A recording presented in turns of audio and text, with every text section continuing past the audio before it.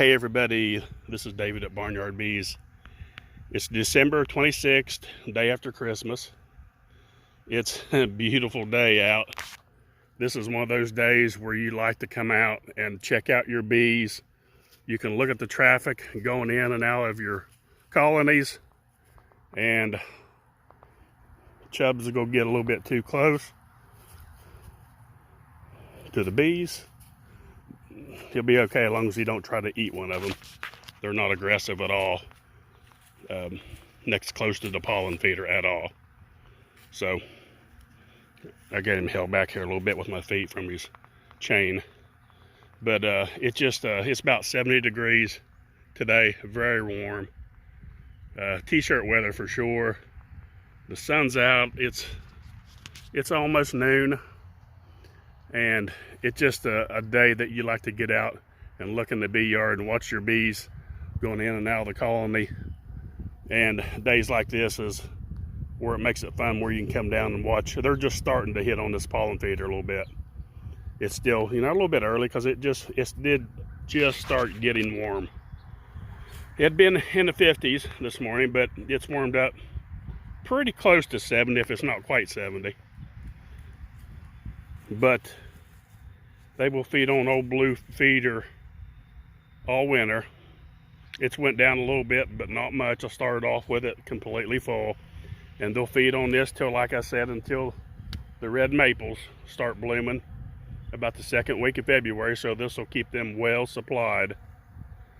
You could actually offer like sugar water outside now, and they won't hardly touch it, and which you shouldn't anyway, because of the moisture. But if you did try it, they won't hardly touch it. It's the pollen about the only thing that they'll take now. And but as soon as that red maple starts blooming and they stop with this, they'll immediately go to the feed. So it's always a timeline. You've heard me talk about it before in past videos, is when the red maple starts blooming. They'll stop with this immediately, and they'll start with the sugar water. And that's when it's really, really crucial, because that's the time of year where a lot of bees die. A lot of people get their bees through the winter and they think, oh yeah, I got it made now. They come in the spring, things are just starting to bloom a little bit, red maples are popping out, and next thing you know, their hives are dead because they starved out, because their production was starting to build up, and they just didn't have enough honey inside the colonies to survive. So that's why it's real important to pay attention to that timeline wherever you're at in the country. Like I said, I use the red maple. Watch your colony, watch your bees going into the hives. You'll see them starting to bring in pollen, and you'll notice that they're ignoring this. That's two signs right there that you'll know that your red maple, or what I always ask people to do, wherever you're at in the country, as soon as you start seeing the red maple bloom, put it on our comments and let other people know. That way they can be ready for it and know when to start feeding some sugar water to the bees.